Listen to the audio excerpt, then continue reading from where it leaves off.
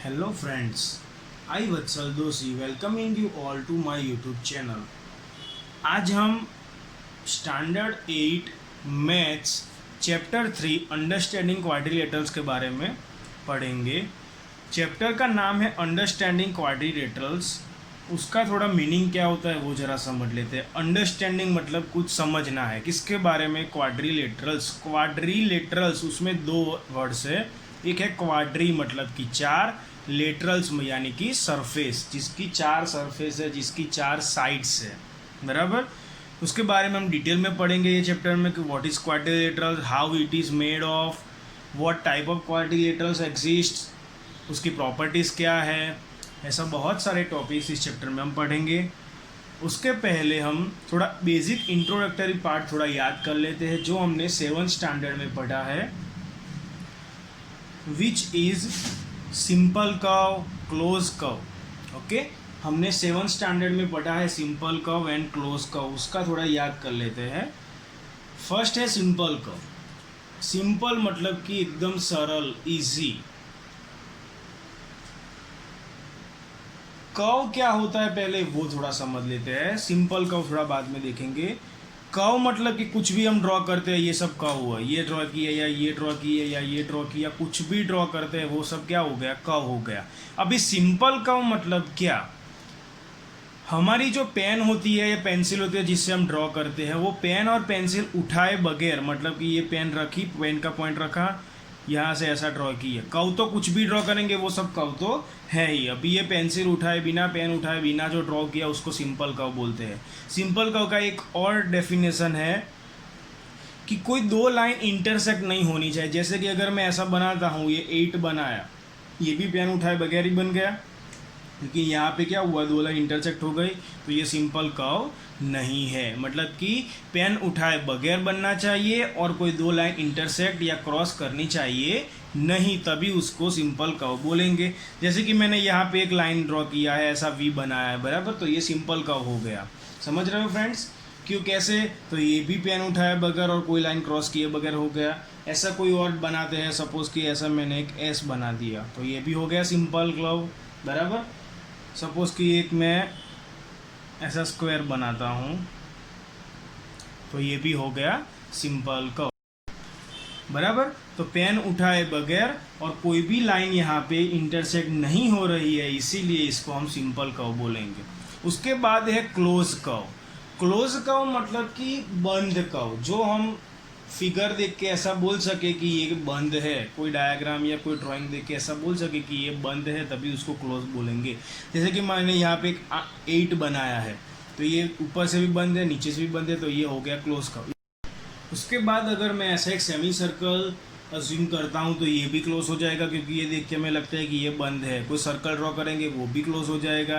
ये triangle draw किया वो भी क्लोज हो जाएगा। ये ट्राइंगल को हम सिंपल भी बोल सकते हैं और क्लोज भी बोल सकते हैं, बराबर। ये पेन उठाए बगैर हो गया, कोई लाइन भी इंटरसेक्ट नहीं हो रही है और बंद भी है, तो इसको सिंपल भी बोल सकते हैं, क्लोज भी बोल सकते हैं, दोनों बोल सकते हैं। लेकिन इसको सिर्फ क्लोज ही बोल सकते हैं। क्यों? क्योंकि इसको सिंपल क्यों नहीं बोल सकते? क्योंकि यहाँ पे लाइन इंटरसेक्ट हो रही है, बराबर। तो ये हो गया क्लोज कर्व, ये हो गया सिंपल कर्व। उसके बाद है simple and close curve. A curve which is simple as well as close, बराबर। अब ऐसा कर्व कि जो सिंपल होना चाहिए और क्लोज भी होना चाहिए। तो यहाँ पे मैंने एक सर्कल ड्रॉ किया है, वो सिंपल भी है, क्लोज भी है। मैंने आपको अभी भी बताया कि ट्राइंगल या फिर स्क्वायर, सेमी सर्कल, वो सब क्या हो गया, सिंपल भी होता है, क्लोज भी होता है। वैसे ये सर्कल भी हो गया। ऐसे और कुछ अगर ड्रॉ करे, सपोज एक ऐसा स्केच मैंने ड्रॉ किया, ये भी क्या हो गया, सिंपल एंड क्लोज, क्योंकि ये पेन उठाए बगैर और कोई भी लाइन इंटरसेक्ट भी नहीं आ रही है और बंद भी है, बराबर। इसीलिए सिंपल भी है और क्लोज भी है। ये क्वाड्रिलेटरल ड्रॉ कर देते हैं, बराबर। ये भी सिंपल एंड क्लोज हो गया, बराबर। A curve that is simple but not close.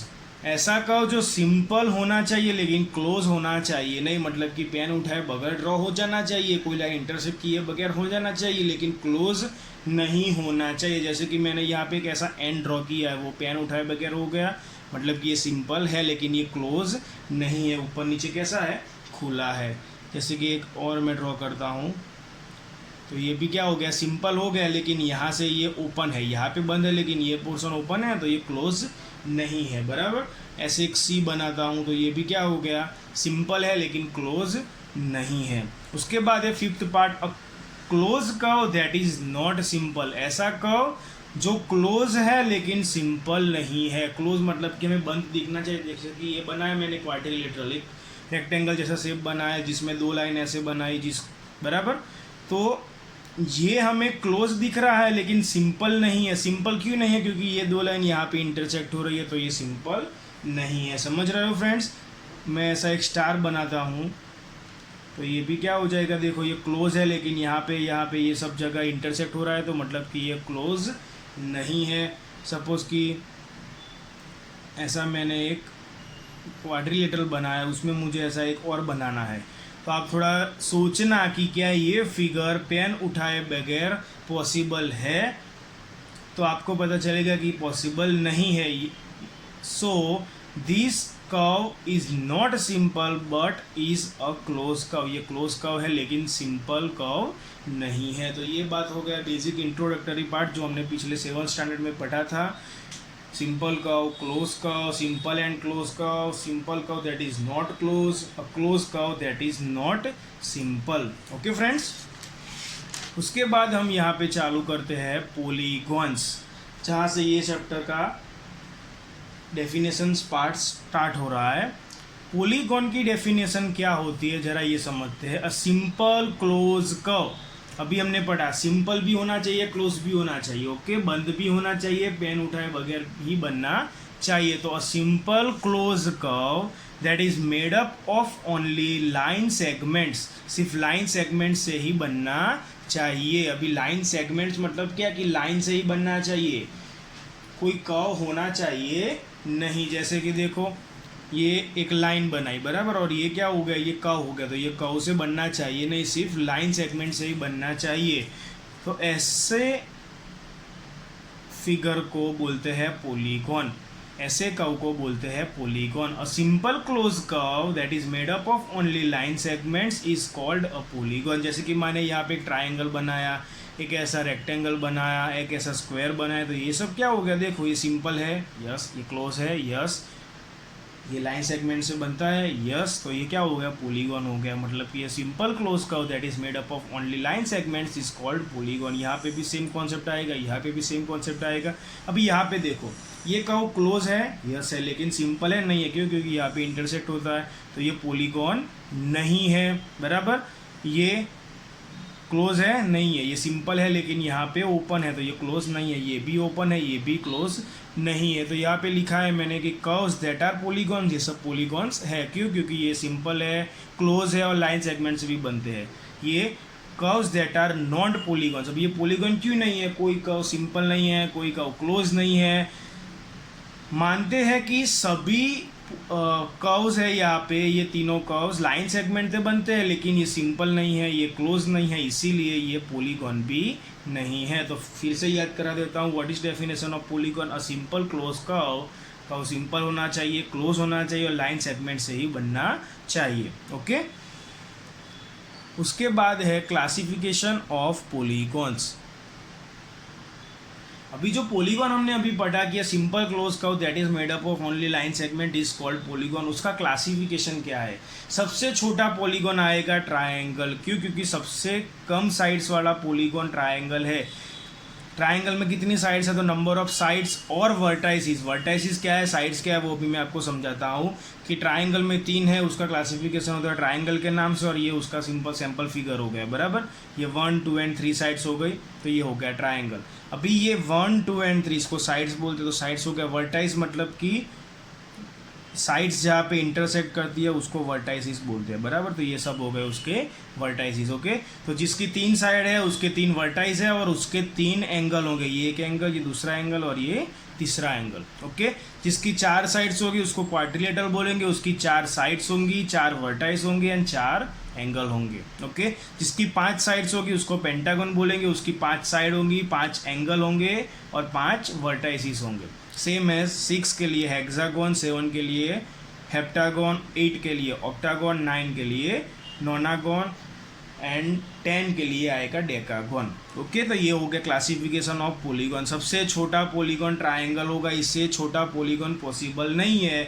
अगर आपको ट्राई करना है तो एक बार ट्राई करना कि 3 से कम साइड मतलब कि 2 साइड वाला कोई simple and close curve possible है, तो आपको मालूम पड़ेगा कि नहीं है। ओके, तो ये हो गया क्लासिफिकेशन ऑफ पॉलीगॉन्स। उसके बाद है डायगोनल्स। अभी डायगोनल मतलब क्या होता है, उसकी क्या डेफिनेशन है वो जरा समझते हैं कि अ diagonal is a line segment. जैसे हमने पॉलीगॉन में पढ़ा था कि made up of only line segment, वैसे भी डायगोनल में भी क्या आएगा, लाइन सेगमेंट ही आएगा। So a diagonal is a line segment connect करना है किसको, two non consecutive vertices of a polygon. अभी पॉलीगॉन के लिए ही डायगोनल समझना है, तो क्या बोल रहा है यहाँ पे कि लाइन सेगमेंट, लाइन तो आएगी, connecting to non consecutive. Consecutive मतलब कि एक के बाद दूसरा आता है, दूसरे के बाद तीसरा आता है, वो सब कंसेक्यूटिव हो गए, बराबर। 1, 2 and 3 these are consecutive numbers. अभी नॉन कंसेक्यूटिव मतलब कि 1 से सीधा 3 पर जाते हैं, 3 से सीधा 5 पर जाते हैं, तो ये सब नॉन कंसेक्यूटिव नंबर्स हो गए, बराबर। कोई पहले 5 बोलेगा, फिर 10 बोलेगा, फिर 15 बोलेगा, 20 बोलेगा, तो ये सब हो गया non consecutive numbers. Okay, so connecting to non consecutive vertices मतलब कि मैंने अभी आपको समझाया कि ये 1, 2, 3 एंड 4, ये 4 पॉइंट्स है, वो सब वर्टाइसिस हो गए। So connecting to non consecutive vertices of a polygon. Suppose कि एक मैंने यहाँ पे पॉलीगॉन अज्यूम कर लिया है जिसका नाम है क्वाड्रिलेटरल्स। उसके डायगोनल्स कितने हैं और कौन कौन से वो जरा समझते हैं कि ये उसका फर्स्ट वर्टाइस हो गया, ये सेकंड, ये थर्ड एंड ये फोर्थ वर्टाइसिस हो गए। अभी इसके बाद ये आता है, इसके बाद ये आता है, तो ये दो क्या हो गए, कंसेक्यूटिव हो गए, लेकिन ये दो नॉन कंसेक्यूटिव हो गए। So connecting to non consecutive vertices, तो मतलब कि इसको हमने कनेक्ट कर दिया using only a line segment. Line से ही यूज करना है आपको, इसकी सारी फिगर्स स्केल और पेंसिल की मदद से ही ड्रॉ करनी है। ओके, वैसे ही यहाँ पे हो जाएगा connecting to non consecutive vertices, तो ये दो हो गए उसके डायगोनल्स। सो क्वाड्रिलेटरल्स में डायगोनल्स कितने आएंगे, 2, ये 1 और ये 2 हो गया। ओके, वैसे ही पेंटागन के लिए मैंने यहाँ पे ड्रॉ कर दिया है, ऐसे अंदर स्टार बनेगा। तो ये कितने डायगोनल हुए जरा ये गिन लेता है, ये 1, ये 2, ये 3, ये 4 एंड ये 5। सो पेंटागन के लिए कितने डायगोनल्स होंगे, 5 होंगे, connecting to non consecutive vertices. Okay, and triangle के जरा सोचो, इस ये वर्टाइसिस के लिए कंसेक्यूटिव ये हो गया, ये हो गया, तो नॉन कंसेक्यूटिव कोई रहेगा नहीं रहेगा। इसके लिए ये दो तो कंसेक्यूटिव हो गए, इसके लिए ये दो कंसेक्यूटिव हो गए। So no non consecutive vertices possible for a triangle. अभी नॉन कंसेक्यूटिव वर्टाइसिस है ही नहीं, तो फिर डायगोनल्स कितने होंगे उसके, 0। ओके, ये मोस्ट इंपॉर्टेंट क्वेश्चन है कि number of diagonals triangle having is 0। Okay friends, तो यहाँ पे मैंने 1-2 क्वेश्चंस लिखे हैं IMP, जिसमें फर्स्ट है how many diagonals does a triangle have. Triangle में कितने डायगोनल्स होते हैं, तो मैंने अभी आपको समझाया कितने, 0। क्यों 0, क्योंकि उसमें कोई नॉन कंसेक्यूटिव वर्टाइसिस नहीं है, इसीलिए उसके डायगोनल्स कितने होंगे, 0 होंगे। उसके बाद है which polygon have the least number of diagonals. कौन से पॉलीगॉन में सबसे कम डायगोनल्स है, तो सबसे छोटा पॉलीगॉन तो ये हो गया, इसमें तो 0 है। उसके बाद क्या आएगा, क्वाड्रिलेटरल्स, इसमें कितने हैं, 2 है। तो अभी यहाँ पे क्वेश्चन है कि which polygon have the least number of diagonal. Least मतलब कि सबसे कम किस में है, ट्राइंगल में, कितने, 0। सो ट्राइंगल कितने हैं, 0। और उसके बाद समझिए तो क्वाड्रिलेटरल, उसमें कितने हैं, 2, बराबर। तो सबसे कम किस में आएंगे, ट्राइंगल में। उसके बाद किस में आएगा, क्वाड्रिलेटरल में। कितने डायगोनल्स होंगे, 2 डायगोनल्स। ओके, उसके बाद है टाइप्स ऑफ पॉलीगॉन्स में first is convex polygon and second is concave polygon. Convex polygon की डेफिनेशन क्या होती है वो जरा समझते हैं कि a polygon having no portion of the diagonal in their exterior is called convex polygon. मतलब कि ऐसा पॉलीगॉन जिसका कोई भी डायगोनल एक्सटीरियर पोर्शन में नहीं है, diagonal in their exterior, no diagonal. Okay, so a polygon having no portion of their diagonal in their exterior is called convex polygon. Suppose कि क्वाड्रिलेटरल ड्रॉ किया 1 2 3 एंड 4 साइड का, okay, तो इसके diagonal कहाँ पे आ जाएंगे, अंदर आ जाएंगे इंटीरियर पोर्शन में। सपोज कि पेंटागन ड्रॉ किया, उसके डायगोनल कहाँ पे आ जाएंगे, इंटीरियर पोर्शन में आ जाएगा। तो ये क्या हो गया, ये दोनों कॉन्वेक्स पॉलीगॉन हो गए, क्योंकि उसके सारे डायगोनल्स कहाँ पे है, इंटीरियर पोर्शन में है। So a polygon having no portion of the diagonal in their exterior is called convex polygon. अभी कॉन्केव की डेफिनेशन क्या आएगी, so a polygon having any portion of the diagonal in their exterior is called concave polygon. इससे बिल्कुल उल्टा, इसमें क्या होता है कि कोई भी डायगोनल एक्सटीरियर पोर्शन में नहीं होना चाहिए। यहाँ पे भी क्या आएगा कि कोई पोर्शन एक्सटीरियर पोर्शन में होना चाहिए, जिसको कॉन्केव पॉलीगॉन बोलेंगे। सो पॉलीगॉन हैविंग एनी पोर्शन, कोई भी एक पोर्शन भी अगर उसके एक्सटीरियर पार्ट में है, so that the polygon is concave polygon. Suppose कि ऐसा एक मैंने ड्रॉ किया है, बराबर, पॉलीगॉन, इसमें ये अंदर तो है ही, लेकिन ये बाहर भी है ना इसका डायगोनल, सो ये क्या हो गया, कॉन्केव। इसमें भी ऐसा ही है कि ये दो नॉन कंसेक्यूटिव वर्टाइस है, तो इसको ज्वाइंट किया है, तो ये डायगोनल कहाँ पे आ गया, एक्सटीरियर पोर्शन में आ गया, तो ये भी क्या हो गया, कॉन्केव पॉलीगॉन। तो ये बात हो गई कॉन्वेक्स एंड कॉन्केव पॉलीगॉन की। उसके बाद है regular and irregular polygon. So regular की डेफिनेशन ऐसी है कि a polygons having all the sides with equal length and all the angles with equal measures are called regular polygons। Simple language में समझाऊं तो ये कोई एक मैं पॉलीगॉन ड्रॉ कर दिया, सपोज कि ट्राइंगल ले लिया जिसकी सभी साइड सेम लेंथ की है। सपोज कि अगर ये साइड 5 सेंटीमीटर की है तो ये भी 5 सेंटीमीटर की आएगी, ये भी 5 सेंटीमीटर की आएगी। तो all the sides are of equal length and all the measures, ये मेजर हो गया, ये मेजर हो गया, ये मेजर हो गया, all the measures are of equal measures, ये सभी एंगल किसे है, सेम मेजर्स के, बराबर। सपोज कि ये 60 है तो ये भी 60 और ये भी 60, ये 5 है तो ये भी 5 और ये भी 5। So all the length are of equal length and all the angles are of equal measures is called regular polygon. तो अगर ये ट्रायंगल रेगुलर होता है तो इसको बोलते हैं इक्विलेटरल ट्रायंगल, इसका नाम है, बराबर। और ये मैंने एक क्वाड्रिलेटरल ड्रॉ किया जिसकी 4 साइड 4 एंगल है, सभी सेम है, सभी साइड सेम है, सभी एंगल सेम है, तो उसको बोलेंगे हम स्क्वायर, ओके। तो इरेगुलर का मतलब क्या, तो इससे बिल्कुल उल्टा, यहाँ पे सेम है तो रेगुलर, सेम नहीं है तो irregular. So a polygon do not have all the sides with equal length and all the angles with equal measures are called irregular polygon। जिसकी सभी साइड सेम लेंथ की नहीं है और सभी एंगल सेम मेजर्स के नहीं है, उसको इरेगुलर पॉलीगॉन बोलेंगे। सपोज कि एक मैंने ट्राइंगल एज्यूम किया जिसका ये एंगल 90, अगर ये 90 हुआ तो ये 45 होगा, ये 45 होगा, तो तीनों एंगल सेम नहीं है, तो उसको क्या बोलेंगे, इरेगुलर पॉलीगॉन। वैसे ही यहाँ पे एक मैंने रेक्टेंगल एज्यूम कर लिया जिसमें चारों एंगल सेम है, 90 90 90 90, लेकिन सभी साइड सेम नहीं है, तो इसको बोलेंगे रेक्टेंगल। और अगर कोई भी ट्राइंगल में कोई एक एंगल 90 डिग्री का होता है तो उसको बोलते हैं राइट एंगल ट्राइंगल, ओके। कोई एक एंगल भी अगर 90 डिग्री का होता है ट्राइंगल में तो उसको बोलेंगे राइट एंगल ट्राइंगल, क्लियर। तो ये हो गया रेगुलर पॉलीगॉन और ये हो गया irregular polygon.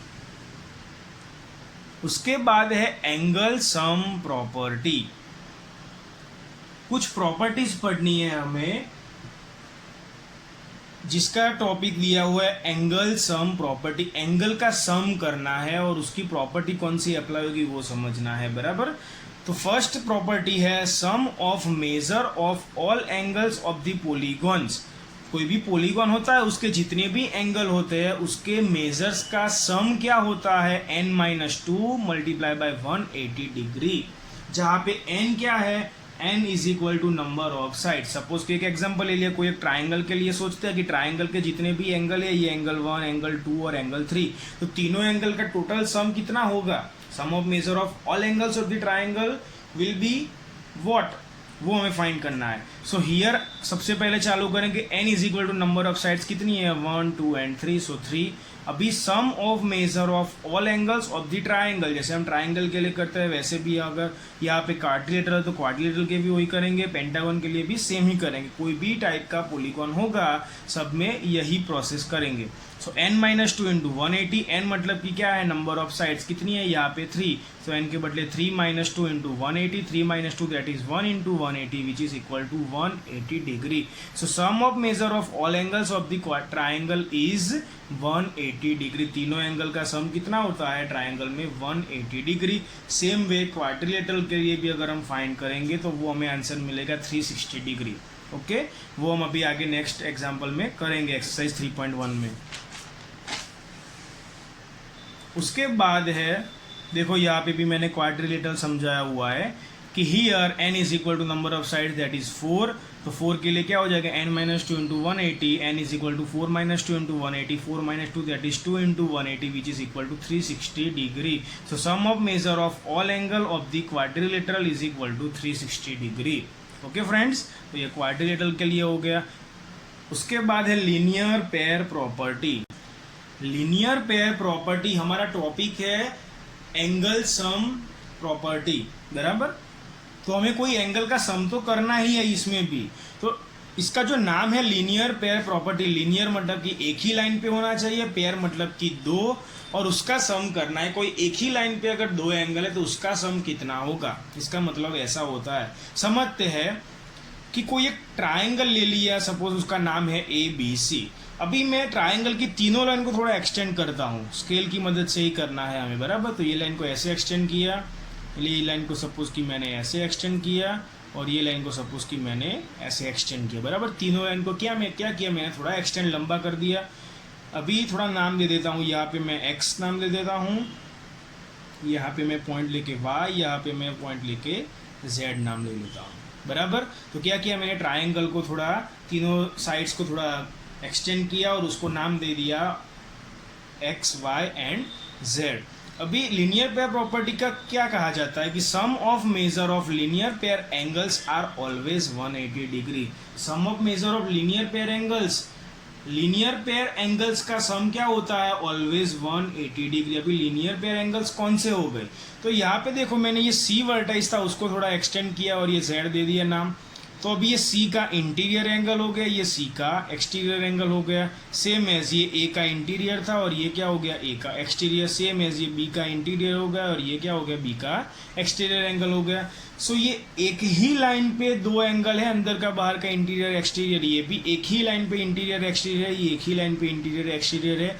So sum of measure of linear pair angles, तो ये लीनियर पेयर एक ही लाइन के दो एंगल हो गए. So linear pair angles are always 180 degree, मतलब ये अंदर का प्लस बाहर का, interior plus exterior will always be 180 degree for the same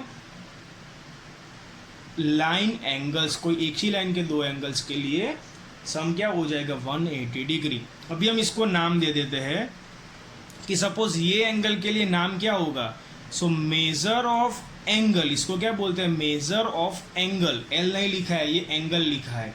ये बाहर के लिए क्या हो जाएगा, AC और Z, मतलब कि ACZ. ये नाम कैसे इसका नामकरण करते हैं वो समझ रहे हैं, बराबर. ACZ, कोई भी अगर एंगल लिखते हैं तो उसको जो बीच का लेटर होता है ना वो उसके एंगल के बारे में हो गया. यहाँ पे बीच में क्या है, C, मतलब कि हम C के बारे में लिख रहे हैं. प्लस इसका इंटीरियर क्या होगा, ACB, plus major of angle ACB. ये अंदर का हो गया, ये बीच में C है तो मतलब ये C हो गया, ACB मतलब कि ये हो गया. तो एक ही लाइन के दो एंगल, ये एक्सटीरियर और ये इंटीरियर, क्या हो जाएगा, 180 डिग्री. सेम वे ये B के लिए क्या हो जाएगा, मेजर ऑफ एंगल, ये बाहर का एंगल क्या हो जाएगा, CBY. बीच में B है तो मतलब कि B के बारे में लिख रहे हैं. प्लस अंदर का एंगल क्या हो जाएगा, measure of angle CBA is equal to again 180 degree. Okay, ये CBA मतलब कि बीच में B है तो ये अंदर का हो गया. अभी ये A के लिए क्या हो जाएगा, measure of angle BAX. So BAX, बीच में A है तो ये, और ये बाहर का हो गया, एक्सटीरियर हो गया. प्लस मेजर ऑफ एंगल अंदर क्या हो जाएगा, BAC. So BAC is equal to 180 degree. Okay, ये बीच में C है, यहाँ पे बीच में C है, मतलब कि C के लिए है, यहाँ पे B के लिए है और यहाँ पे A के लिए है. So sum of measure of linear pair angles are always 180 degree. Same way अगर हम क्वाड्रिलेटरल के बारे में सोचते हैं, चारों लाइन को हम थोड़ा एक्सटेंड कर दिया, नाम दे दिया P Q R and S. उसके लिए मैंने यहाँ पे 4 एंगल्स लिखे हैं। यहाँ पे बीच में ए है तो मतलब ए के लिए है एक्सटीरियर और इंटीरियर। यहाँ पे बी है मतलब कि बी के लिए एक्सटीरियर और इंटीरियर। यहाँ पे सी है मतलब कि सी के लिए इंटीरियर और एक्सटीरियर। यहाँ पे डी है तो डी के लिए इंटीरियर और exterior. So sum of measure of linear pair angles are always 180 degree. Okay friends, तो ये हो गया लीनियर पेयर प्रॉपर्टी। उसके बाद है method of finding diagonals of polygon using equation. Number of diagonals find करने हैं यूजिंग इक्वेशन, तो उसके लिए इक्वेशन है n into bracket n-3 whole divide by 2। Diagonals किसको कहते हैं, डायगोनल कैसे फाइंड करते हैं वो हमने देख लिया फिगर के ऊपर से, बराबर। लेकिन नंबर ऑफ डायगोनल्स फाइंड करना है यूजिंग इक्वेशन, तो उसके लिए इक्वेशन है n इंटू n-3 बाय 2। अभी n क्या है, जैसे कि हमने अभी पढ़ा कि sum of measure of all angle is equal to n-2 into 180, जिसमें n क्या होता है, नंबर ऑफ साइड। तो यहाँ पे भी n क्या हो जाएगा, नंबर ऑफ साइड्स। तो सपोज कि कोई क्वाड्रिलेटरल के लिए हम नंबर ऑफ डायगोनल्स फाइंड करना है, so number of sides in quadrilateral is equal to n is equal to 4 हो जाएगा। तो उसके लिए हमें डायगोनल फाइंड करते हैं। हमें पता है कि क्वाड्रिलेटरल में 2 डायगोनल होते हैं, बराबर, वो हमें याद है। लेकिन हम अगर इक्वेशन के हिसाब से देखें तो क्या होता है वो देखते हैं। So number of diagonals is equal to n into n-3 by 2, where n is equal to what, 4। So 4 into 4-3, यहाँ पे 4 आ जाएगा, यहाँ पे भी 4 आ जाएगा। सो 4 इंटू 4-3 डिवाइड बाय 2, ये 4 as it is, 4-3 that is 1 divide by 2, 4 1 जा 4 divide by 2 that is equal to 2। तो क्वाड्रिलेटरल के डायगोनल्स कितने हो जाएंगे, 2, जो हमें याद है। हमें पता है क्वाड्रिलेटरल में 2 डायगोनल होते हैं। वो ये क्या हो गया, इक्वेशन के हिसाब से आ गया, वो सेम ही आंसर, बराबर। तो ये इक्वेशन की मदद से हम कोई भी पॉलीगॉन के लिए नंबर ऑफ डायगोनल्स कितने हैं वो हम फाइंड कर सकते हैं। ओके फ्रेंड्स, तो ये एक्सरसाइज 3.1 के पहले का सब पूरा थियोरेटिकल पोर्शन कंप्लीट हो गया। उसके बाद हम चालू करते हैं एक्सरसाइज 3.1, जिसमें क्वेश्चन 1 है, given here are some figures. कुछ फिगर्स दी हुई है, 1 2 3 4 5 6 7 एंड 8 फिगर्स दी हुई है, जिसमें से हमें क्या करना है, classify each of them on the basis of the following. नीचे कुछ टाइप्स दिए हुए हैं। First is simple curve, second is simple close curve, third one is convex polygon, fourth one is concave polygon and fifth one is polygon.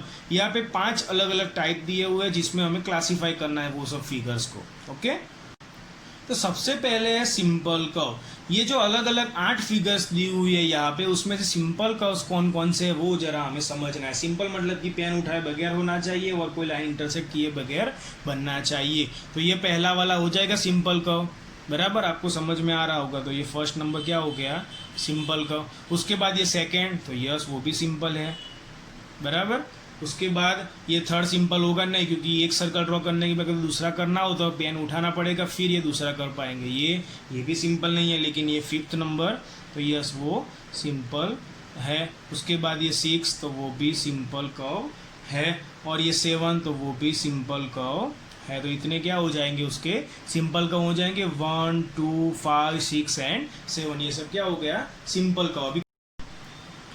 अभी उसके बाद है simple close curve, मतलब कि सिंपल तो होना ही चाहिए और क्लोज भी होना चाहिए। मतलब कि ये जो मैंने 5 नंबर लिखे उसमें से ही शायद ये 5 यहाँ पे आंसर सकते हैं, या फिर उससे इसी में से कोई आंसर यहाँ पे आ सकता है, बराबर। क्योंकि सिंपल तो होना ही चाहिए और क्लोज भी होना चाहिए। देखो ये फर्स्ट नंबर तो सिंपल है और क्लोज भी है, तो यहाँ पे आ जाएगा फर्स्ट। ये सेकंड नंबर सिंपल है और क्लोज भी है, तो यहाँ पे आ जाएगा सेकंड। ये फिफ्थ नंबर सिंपल भी है क्लोज भी है, तो यहाँ पे आ जाएगा फिफ्थ। ये 6th नंबर सिंपल भी है क्लोज भी है, तो यहाँ पे आ जाएगा 6th। ये 7th नंबर सिंपल भी है क्लोज भी है, तो यहाँ पे आ जाएगा 7। तो ये सब सिंपल भी है और क्लोज भी है, बराबर। उसके बाद है कॉन्वेक्स पॉलीगॉन, उसके बाद है कॉनकेव पॉलीगॉन और उसके बाद है पॉलीगॉन। सबसे पहले हम यहाँ पे देखते हैं कि पॉलीगॉन कौन कौन से है इसमें से। पॉलीगॉन का डेफिनेशन क्या होगा, A simple closed curve that is made up of line segment is called polygon. देखो ये सिंपल है, क्लोज है, यस, और लाइन सेगमेंट से बनता है, यस, तो ये हो गया पोलीगॉन. ये सिंपल है, क्लोज है और लाइन सेगमेंट से बनता है, तो यस, तो ये भी हो गया पोलीगॉन. तो सिर्फ ये दो ही पोलीगॉन है, बाकी कोई पोलीगॉन नहीं है. तो पोलीगॉन में क्या आएगा, फर्स्ट एंड सेकेंड. तो first and second figure will be classified in polygon. अभी ये दोनों में से ही कोई कॉन्वेक्स होगा और कोई कॉनकेव होगा, तो वो जरा समझते हैं.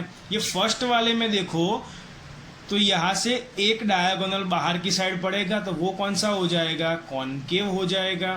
तो यहाँ पे आ जाएगा, बराबर. और कॉन्वेक्स में क्या आएगा, तो ये आ जाएगा, क्योंकि इसके सभी डायगोनल्स इंटीरियर में पोर्शन में होंगे. तो ये 2 नंबर कहाँ पे आ जाएगा, कॉन्वेक्स पोलीगॉन में. Clear friends. तो ये सब क्लासिफिकेशन हो गया जो हमने अभी थियरी पढ़ा, उसी में से है, कुछ नया नहीं है. उसके बाद है क्वेश्चन 2 में, how many diagonals does each of the following have.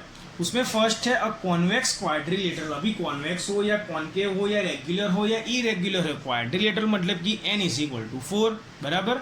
सो उसके लिए नंबर ऑफ डायगोनल्स क्या होंगे, n into n minus 3/2. Equation में n इज इक्वल टू क्या रखेंगे, हम 4 रखेंगे. So n is equal to 4 into 4 minus 3 divide by 2. 4 as it is, 4 minus 3 that is 1 divide by 2. 4 1 जा 4 डिवाइड बाई 2, 4/2 दैट इज 2. तो ये हो गया आंसर. उसके बाद है रेगुलर हेक्सागोन. हेक्सागोन में n इज इक्वल टू क्या होगा, 6 होगा. So number of diagonals is equal to n into n minus 3/2, जिसमें n इज इक्वल टू हम 6 रखेंगे. Bracket 6 minus 3/2, 6 as it is, 6 minus 3 that is 3/2, 6 3 जा 18/2 दैट इज 9. तो number of diagonals in regular hexagon will be 9. कितना simple है ना, सिर्फ equation में n की वैल्यू पुट करो. बाकी अगर हमें इक्वेशन नहीं पता होगा तो क्या करना पड़ेगा, हेक्सागोन ड्रॉ करना का पड़ेगा, उसमें डायगोनल्स गिनने पड़ेगी. उसमें पॉसिबिलिटी है कि हमें कहाँ पे भी एरर आ सकता है, बराबर. उसके बाद है ट्रायंगल. ट्रायंगल में n इज इक्वल टू कितना रहेगा, 3 रहेगा.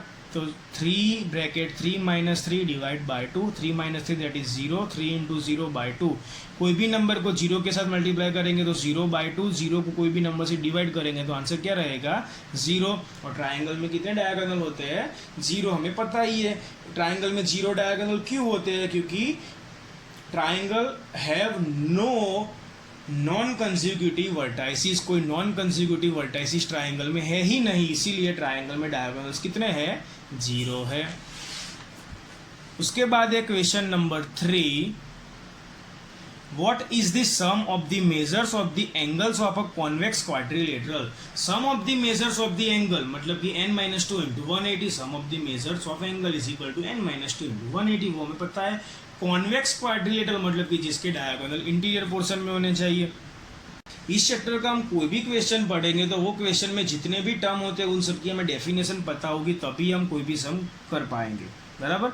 तो कॉन्वेक्स क्वाड्रिलेटरल के sum of measures of all angle क्या होंगे, तो उसके लिए कोई एग्जांपल में कॉन्वेक्स क्वाड्रिलेटरल ड्रॉ कर दिया, उसका डायगोनल देख लिया तो इंटीरियर पोर्शन में है, तो उसके n इज इक्वल टू कितना हो जाएगा, 4 हो जाएगा. 1 2 3 and 4 sides.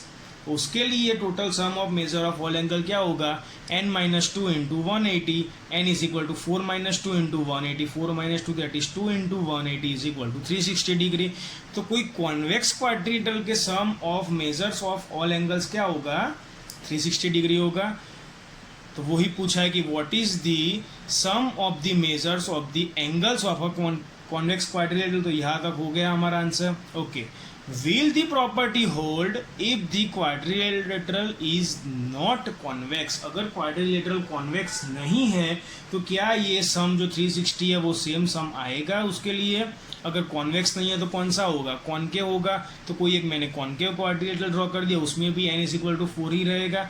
So sum of measures of all of the concave quadrilaterals is equal to n minus 2 into 180. उसमें भी n तो क्या रहेगा, 4 ही रहेगा, क्योंकि वो भी क्या है, क्वाड्रिलेटरल ही है ना. भले वो कॉनकेव हो, कॉन्वेक्स हो, रेगुलर हो या इरेगुलर है, तो क्वाड्रिलेटरल ही, तो सब में n इज इक्वल टू 4 ही रहेगा. So 4 minus 2 into 180, 4 minus 2 that is 2 into 180 is equal to 360. Again 360, ऊपर भी क्या आया था 360, यहाँ पे भी क्या आया 360. सो प्रॉपर्टी दोनों में क्या रहेगा, सेम रहेगा. So the sum of measure of the concave quadrilateral is equal to 360 degrees. So here sum of measure of the convex quadrilateral and concave quadrilateral are same. Therefore property will hold. Okay, property कैसी रहेगी, same रहेगी दोनों में। क्यों? क्योंकि दोनों में answer कितना आ रहा है 360 एंड 360 सेम है इसीलिए। ओके, उसके बाद है question number 4, what can you say about the angle sum of a convex polygon with the number of sides. कोई भी कॉन्वेक्स पोलीगॉन है, मतलब कि डायगोनल्स कहाँ पे है, इंटीरियर पोर्शन में है, बराबर। तो अगर नंबर ऑफ साइड 7 है तो उसके सम ऑफ मेजर कितना होगा।